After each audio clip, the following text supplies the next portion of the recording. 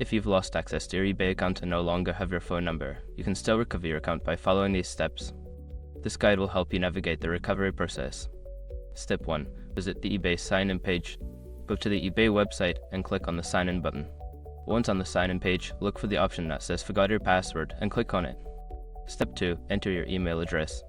You will be prompted to enter the email address associated with your eBay account.